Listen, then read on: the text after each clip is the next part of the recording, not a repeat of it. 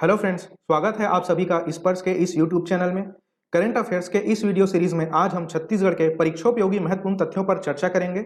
इस video series में हम वीकली और मंथली करंट अफेयर्स पर चर्चा करते हैं और प्रश्नों के माध्यम से इनकी व्याख्या भी करते हैं। तो आइए आज का वीडियो शुरू करते हैं। आज का हमारा पहला प्रश्न है, छत्तीसगढ़ राज्य का बजट 2022-23 निम्न में से किस तिथि को पेश किया जाएगा? और हमारे विकल्प हैं 8 मार्च, 9 मार्च, 10 मार्च या 11 मार्च। इस प्रश्न का सही जवाब होगा दोस्तों ऑप्शन नंबर बी, 9 मार्च। तो दोस्तों ये तिथि आपको अवश्य ही ध्यान में रखना है कि छत्तीसगढ़ में वित्तीय वर्ष 2022-23 का बजट जो है 9 मार्च को वर्तमान मुख्यमंत्री भूपेश बघेल जी के द्वारा विधानसभा में पेश किया जाएगा। और अगर हम वर्तमान विधानसभा अध्यक्ष की बात करें तो ये नाम आप सभी को बिल्कुल पता ही होगा, डॉक्टर चरणदास महंत जी वर्तमान छत्तीसगढ़ विधानसभा के अध्यक्ष हैं और विधानसभा उपाध्यक्ष का नाम भी आपको बिल्कुल ध्यान में रखना है। और इस पद पर श्री मनोज मंडावी अपनी सेवा दे रहे हैं और इनका नाम हाल ही में सीजी व्यापम की आयोजित परीक्षा में पूछा गया था कि छत्तीसगढ़ विधानसभा के वर्तमान उपाध्यक्ष कौन है। और छत्तीसगढ़ राज्य के वर्तमान राज्यपाल का नाम आप सभी को बिल्कुल पता ही होगा और ये नाम है माननीय अनुसुईया उइके जी। क्लियर है? तो दोस्तों अगले वीडियो में हम बजट से संबंधित बहुत सारे इंपॉर्टेंट प्रश्नों को कवर करेंगे और पिछले वर्ष की भांति बजट का मैं एक अलग वीडियो लेकर आऊंगा, ठीक है। और वहां से आप सभी को बिल्कुल पता ही है कि आगामी जो भी एग्जाम होंगे उसमें प्रश्न निरंतर पूछे जाएंगे। क्लियर है? बढ़ते हैं अगले प्रश्न की ओर। हमारा दूसरा प्रश्न है, राष्ट्रीय परिवार स्वास्थ्य सर्वेक्षण 5 के अनुसार राज्य के कितने प्रतिशत पुरुषों ने शराब सेवन का त्याग किया है? और हमारे विकल्प हैं 17.9%, 34.8%, 12.1% या 43%। इस प्रश्न का सही जवाब है दोस्तों ऑप्शन नंबर ए, 17.9%। तो दोस्तों नेशनल फैमिली हेल्थ रिपोर्ट 5 के अनुसार अगर हम पिछले वर्ष के मुकाबले कुछ आंकड़ों की तुलना करें तो 17% नौ पुरुषों ने शराब पीना त्याग दिया है, जबकि वर्तमान स्थिति में राज्य के 34.8% पुरुष शराब का सेवन कर रहे हैं। दूसरे संदर्भ में अगर हम बात करें तो 12.1% पुरुषों ने पिछले आंकड़ों के रिस्पेक्ट में तंबाकू का त्याग कर दिया है, ठीक है। और वर्तमान स्थिति में छत्तीसगढ़ राज्य के 43% पुरुष तंबाकू का सेवन कर रहे हैं। इस रिपोर्ट में इस चीज को भी बताया गया है कि राज्य की महिलाएं ज्यादा तेज गति से पुरुषों के मुकाबले शराब का सेवन कर रही हैं और इस स्थिति में छत्तीसगढ़ का सुकमा जिला सबसे आगे है। क्लियर है? बढ़ते हैं अगले प्रश्न की ओर। हमारा तीसरा प्रश्न है, स्वास्थ्य विभाग द्वारा सियान जतन क्लिनिक की शुरुआत किस जिला अस्पताल से की गई? और हमारे विकल्प हैं जिला अस्पताल बिलासपुर, जिला अस्पताल रायगढ़, जिला अस्पताल जगदलपुर या जिला अस्पताल रायपुर। इस प्रश्न का सही जवाब होगा दोस्तों ऑप्शन नंबर डी, जिला अस्पताल रायपुर। तो दोस्तों इसके बारे में हम जान लेते हैं कि सियान जतन क्लिनिक आखिर है क्या। तो बुजुर्गों को बेहतर स्वास्थ्य सेवा देने के लिए छत्तीसगढ़ के स्वास्थ्य विभाग के द्वारा प्रदेश के सभी जिला अस्पतालों में सियान जतन क्लिनिक की शुरुआत किए जाने की बात की गई है और इस क्लिनिक को पायलट प्रोजेक्ट के तौर पे रायपुर जिला अस्पताल से शुरू किया गया है, इसलिए इस फैक्ट को आप अवश्य ही ध्यान में रखिएगा। बढ़ते हैं अगले प्रश्न की ओर। हमारा चौथा प्रश्न है, बादल अकादमी का पूर्ण नाम क्या है? और इसके लिए हमारे विकल्प हैं Bastar and Dantewada association of language, Bastar academy of dance art and language, Bastar dance and language academy या ऑप्शन नंबर डी है Bastar academy of dance art language. इस प्रश्न का सही जवाब होगा दोस्तों option number B, Bastar academy of dance art and language. तो ये बादल अकादमी का निर्माण किया गया है आसना ग्राम में। तो ये तथ्य सबसे ज्यादा महत्वपूर्ण है, इसको आपको अवश्य ही ध्यान में रखना है कि इस अकादमी की स्थापना आखिरकार किस स्थान पर की गई है। अब इस अकादमी को स्थापित करने के पीछे उद्देश्य क्या है ये देख लेते हैं। तो बस्तर के लोक नृत्य, स्थानीय बोली, साहित्य व शिल्पकला के संरक्षण और संवर्धन में वृद्धि के लिए इस अकादमी का निर्माण ग्राम आसना में किया गया है और इस अकादमी के जरिए जो भी मैदानी कर्मचारी या अधिकारी होंगे उन्हें स्थानीय बोली व भाषा का प्रशिक्षण भी दिया जाएगा।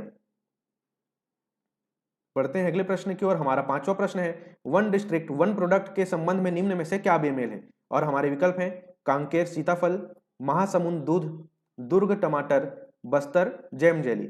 इस प्रश्न का सही जवाब होगा दोस्तों option number D, Bastar jam jelly. तो यहाँ पर आपको एक स्थान का नाम दिखाई दे रहा है और उसके सामने एक प्रोडक्ट का नाम दिखाई दे रहा है। तो वन डिस्ट्रिक्ट वन प्रोडक्ट क्या है इसको हम थोड़ा सा समझ लेते हैं। तो यह योजना जो है केंद्र सरकार के द्वारा चलाई जाती है, जिसमें एक राज्य के सभी जिलों में उनके पहचान के मुताबिक सूक्ष्म, लघु और मध्यम उद्योग लगाने के लिए चिन्हांकन किया जाता है, ठीक है। ठीक उसी प्रकार जैम जेली जो प्रोडक्ट है उसका उद्योग रायपुर जिले में लगाया जाएगा, जबकि विकल्प में मैंने आपको यहाँ पे दिया था बस्तर, इसीलिए यह ऑप्शन नंबर डी क्या था, बेमेल था, ठीक है। यानी अन्य जो तीन विकल्प आपको दिखाई दे रहे हैं वो बिल्कुल सही दिखाई दे रहे हैं, जैसे कि कांकेर में आपका लगेगा सीताफल उद्योग, महासमुंद जिले में लगेगा दूध उद्योग और दुर्ग जिले में लगाया जाएगा टमाटर से संबंधित उद्योग। ये लिस्ट पूरा मैंने यहाँ पे लिखा हुआ है, ठीक है। हर एक जिलों के बारे में तो चर्चा यहाँ पे संभव नहीं है, तो हम बात कर लेते हैं छत्तीसगढ़ के जो बस्तर संभाग है वहां पे कौन कौन से प्रोडक्ट के लिए उद्योग लगाए जाएंगे। तो जैसा कि आप देख पा रहे हैं, दंतेवाड़ा में लगाया जाएगा आम से संबंधित उद्योग। उसके बाद यहाँ पे आपको दिखाई दे रहा है कोंडागांव में लगेगा आपका काजू से संबंधित उद्योग। नारायणपुर में हर्रा, उसी प्रकार सुकमा में कोदो कुटकी, बीजापुर में महुआ और जगदलपुर में इमली से संबंधित उद्योग लगाया जाएगा। जगदलपुर में इमली उद्योग लगाने के पीछे संदर्भ ये भी है कि आप सबको पता होना चाहिए कि एशिया की सबसे बड़ी इमली मंडी जगदलपुर में ही स्थित है, तो साथ ही साथ इस तथ्य को भी आप ध्यान में रखिएगा। बढ़ते हैं अगले प्रश्न की ओर। हमारा 6वां प्रश्न है, भारतीय खेल प्राधिकरण द्वारा हाल ही में छत्तीसगढ़ में 7 खेलो इंडिया सेंटर की मंजूरी दी गई है। इस संबंध में निम्न में से क्या बेमेल है। और हमारे विकल्प हैं तीरंदाजी जशपुर, हॉकी राजनांदगांव, मलखंभ नारायणपुर या फुटबॉल सरगुजा। इस प्रश्न का सही जवाब है दोस्तों ऑप्शन नंबर ए, तीरंदाजी जशपुर। यानी तीरंदाजी अकादमी की स्थापना जशपुर में नहीं बल्कि किसी अन्य स्थान पर की जाएगी। तो इस लिस्ट में पूरा यहाँ पे हम चर्चा कर लेते हैं। जैसे कि आप देख पा रहे हैं, तीरंदाजी अकादमी की स्थापना की जाएगी बिलासपुर और बीजापुर में, हॉकी अकादमी की स्थापना की जाएगी राजनांदगांव व जशपुर में, वॉलीबॉल अकादमी की स्थापना की जाएगी गरियाबंद में, मलखंभ अकादमी की स्थापना की जाएगी बस्तर संभाग के नारायणपुर जिले में और इसी प्रकार सरगुजा में फुटबॉल अकादमी खोली जाएगी। तो दोस्तों, भारतीय खेल प्राधिकरण के द्वारा जो 7 खेलो इंडिया सेंटर स्थापित किए जाने हैं, इनसे संबंधित ये सारे तथ्य बहुत ही ज्यादा महत्वपूर्ण है, ठीक है। इसको आपको बिल्कुल ध्यान में रखना है। और इसकी स्थापना क्यों की जा रही है, यहाँ पर आप देख सकते हैं कि इन प्रशिक्षण केंद्रों में संबंधित खेलों के छत्तीसगढ़ के खिलाड़ियों का चयन किया जाएगा और उन्हें राष्ट्रीय और अंतर्राष्ट्रीय स्तर के कोचों द्वारा प्रशिक्षण दिया जाएगा। अगर हम भारतीय खेल प्राधिकरण की बात करें तो इसकी स्थापना की गई थी सन 1984 में और वर्तमान स्थिति में इसका मुख्यालय जवाहरलाल नेहरू स्टेडियम दिल्ली में स्थित है।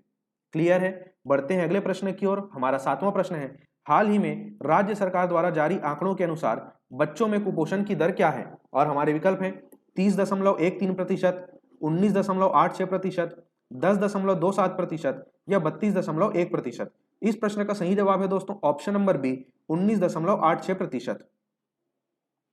तो दोस्तों, हाल ही में सरकार के द्वारा कुपोषण की दर से संबंधित एक आंकड़ा जारी किया गया है, जिसमें छत्तीसगढ़ में वर्तमान स्थिति में बच्चों में कुपोषण की दर बताई गई है 19.86%। दोस्तों, आप सभी को बिल्कुल ज्ञात ही होगा कि छत्तीसगढ़ राज्य में महिला एवं बाल विकास विभाग द्वारा वर्ष 2016 से 2022 तक वजन त्योहार के आंकड़ों के अनुसार ये बताया जा रहा है कि राज्य में कुपोषण की दर में लगातार कमी आई है, ठीक है। और इस संदर्भ में बच्चों में कुपोषण की दर 30.13% से घटकर अब मात्र 19.86% रह गई है, जिसकी चर्चा हम यहाँ पर थोड़ी देर पहले कर रहे थे। अगर हम कुपोषण की राष्ट्रीय औसत की बात करें तो राष्ट्रीय स्तर पर कुपोषण का दर है 32.1% और ये आंकड़ा लिया गया है आपका नेशनल फैमिली हेल्थ सर्वे 5 से। विशेष बात आपको ध्यान में क्या रखना है कि कुपोषण से निपटने के लिए छत्तीसगढ़ सरकार द्वारा 2 अक्टूबर 2019 से मुख्यमंत्री सुपोषण अभियान की शुरुआत की गई थी और बस्तर क्षेत्र में बच्चों में कुपोषण को दूर करने के लिए फोर्टिफाइड राइस का भी वितरण किया जा रहा है। तो ये तथ्य भी आपको बिल्कुल ध्यान में रखना है। बढ़ते हैं अगले प्रश्न की ओर। आज का हमारा 8वां प्रश्न है, राज्य में नेशनल लोक अदालत का आयोजन किस तिथि को किया जाएगा। और हमारे विकल्प हैं 10 मार्च, 11 मार्च, 12 मार्च या 13 मार्च। इस प्रश्न का सही जवाब होगा दोस्तों ऑप्शन नंबर सी, 12 मार्च। दोस्तों, ये तिथि बहुत ज्यादा महत्वपूर्ण है 12 मार्च, क्योंकि इस तिथि को छत्तीसगढ़ में नेशनल लोक अदालत का आयोजन किया जाएगा और यह अदालत राष्ट्रीय विधिक सेवा प्राधिकरण नई दिल्ली द्वारा आयोजित की जाएगी। तो छत्तीसगढ़ के रायपुर, गरियाबंद, देवभोग, तिल्दा व राजिम तहसील में नेशनल लोक अदालत का आयोजन किया जाएगा, ठीक है। बढ़ते हैं अगले प्रश्न की ओर। हमारा 9वां प्रश्न है, जनजातीय साहित्य महोत्सव का आयोजन कब से कब तक किया जाएगा। और हमारे विकल्प हैं 11 से 13 अप्रैल, 14 से 16 मार्च, 11 से 13 मार्च या 14 से 16 अप्रैल। इस प्रश्न का सही जवाब होगा दोस्तों ऑप्शन नंबर ए, 11 से 13 अप्रैल। तो जनजातीय साहित्य महोत्सव एक 3 दिवसीय महोत्सव होगा जिसका आयोजन 11 से 13 अप्रैल के मध्य छत्तीसगढ़ के रायपुर में किया जाएगा।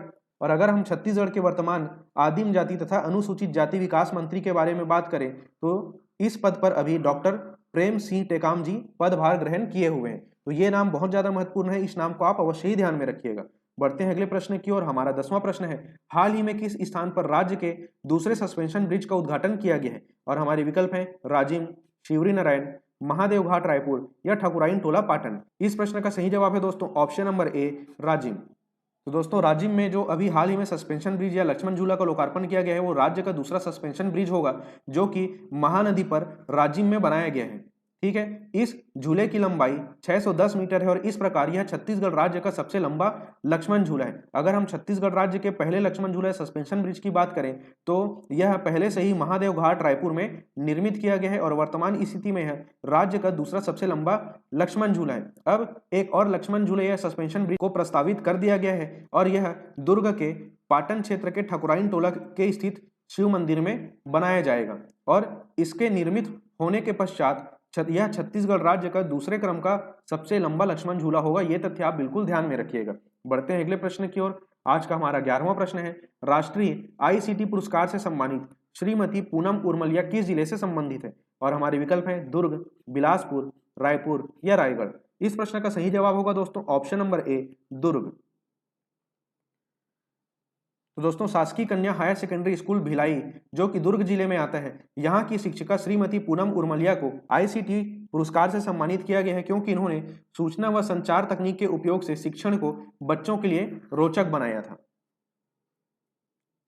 बढ़ते हैं अगले प्रश्न की ओर। हमारा 12वां प्रश्न है, राज्य का पहला सदन कौन सा होगा जहां सदस्यों द्वारा छत्तीसगढ़ी में प्रश्न पूछे जाएंगे? और हमारे विकल्प हैं दुर्ग नगर निगम, धमतरी नगर पालिका, बेमेतरा जिला पंचायत या कुरुद जनपद पंचायत। इस प्रश्न का सही जवाब होगा दोस्तों ऑप्शन नंबर सी, बेमेतरा जिला पंचायत। दोस्तों बेमेतरा जिला पंचायत के इस कदम को काफी सराहना दी गई है क्योंकि जिला पंचायत बेमेतरा में सदन की कार्यवाही अब छत्तीसगढ़ी में की जाएगी और ऐसा करने वाला जिला पंचायत बेमेतरा छत्तीसगढ़ राज्य का पहला सदन होगा। तो ये तथ्य अपने आप में बहुत ज्यादा महत्वपूर्ण है, इस तथ्य को आप अवश्य ही ध्यान में रखिएगा। बढ़ते हैं अगले प्रश्न की ओर। हमारा 13वां प्रश्न है, ऑक्टेव 2022 का आयोजन छत्तीसगढ़ के किस स्थान पर किया जाएगा? और इस प्रश्न के लिए हमारे विकल्प हैं बिलासपुर, नवा रायपुर, भिलाई या रायपुर।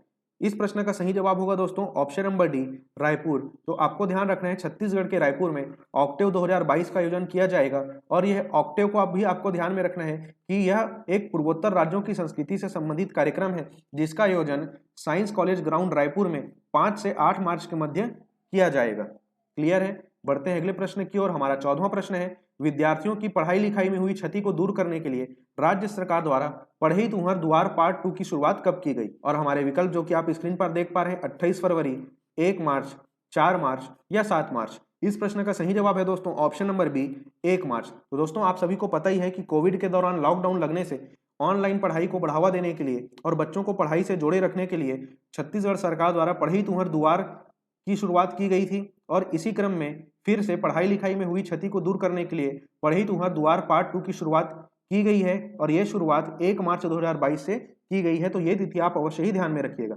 बढ़ते हैं अगले प्रश्न की ओर। हमारा 15वां प्रश्न है, रामपाल स्थित प्राचीन लिंगेश्वर महादेव मंदिर राज्य के किस जिले में स्थित है? और हमारे विकल्प हैं कोरबा, रायपुर, बस्तर या सुकमा। इस प्रश्न का सही जवाब होगा दोस्तों ऑप्शन नंबर सी, बस्तर। तो प्राचीन लिंगेश्वर महादेव मंदिर के लिए आप बस्तर जिले को ध्यान में रखिएगा। बढ़ते हैं अगले प्रश्न की ओर। हमारा 16वां प्रश्न है, गोंडवाना कप निम्न में से किस खेल से संबंधित है? दोस्तों ये प्रश्न पिछली आयोजित परीक्षाओं में पूछे जा चुके हैं, इसलिए इस प्रश्न का जवाब आप अवश्य ही ध्यान में रखिएगा। इस प्रश्न के लिए हमारे विकल्प हैं कबड्डी, तीरंदाजी, टेनिस या खो खो। इस प्रश्न का सही जवाब होगा दोस्तों ऑप्शन नंबर सी, टेनिस। तो गोंडवाना कप के लिए आपको बिल्कुल ध्यान में रखना है कि यह टेनिस खेल से संबंधित प्रतियोगिता है। बढ़ते हैं अगले प्रश्न की ओर। हमारा 17वां प्रश्न है, चित्रकूट महोत्सव का आयोजन किस जिले में किया जाएगा? और हमारे विकल्प हैं जगदलपुर, बस्तर, दंतेवाड़ा या कोंडागांव। इस प्रश्न का सही जवाब होगा दोस्तों ऑप्शन नंबर बी, बस्तर। दोस्तों चित्रकूट जलप्रपात के बारे में आप सभी अवश्य ही जानते होंगे। उसी के समीप जगदलपुर में चित्रकूट महोत्सव का आयोजन किया जाएगा और जगदलपुर बस्तर जिले के अंतर्गत आता है, इसलिए आपको उत्तर क्या नहीं लगाना है, जगदलपुर नहीं लगाना है, क्योंकि यहाँ पे जिले की बात की जा रही है तो जिला कौन सा होगा, बस्तर। चित्रकूट से संबंधित हम कुछ महत्वपूर्ण तथ्यों के बारे में अगर हम बात करें तो चित्रकूट जलप्रपात को भारत के नियाग्रा की संज्ञा दी जाती है। क्या संज्ञा दी जाती है? भारत का नियाग्रा। ठीक है, ये तथ्य आप अवश्य ही ध्यान में रखिएगा। और ये जलप्रपात बस्तर की जीवन रेखा इंद्रावती नदी पर स्थित है। अब चित्रकूट महोत्सव के बारे में अगर हम बात करें तो यह आयोजन 1 से 3 मार्च के मध्य किया गया, जो कि एक 3 दिवसीय आयोजन था। और इस महोत्सव का आयोजन जैसा कि हम चर्चा कर चुके हैं बस्तर जिले में की गई। क्लियर है दोस्तों? आज के वीडियो में सिर्फ इतना ही। जल्द मिलेंगे आपसे इसी सप्ताह के राष्ट्रीय और अंतर्राष्ट्रीय करंट अफेयर्स की नई वीडियो के साथ। तो इंतजार कीजिए हमारी अगली वीडियो का। इस वीडियो को अंत तक देखने के लिए आपका धन्यवाद।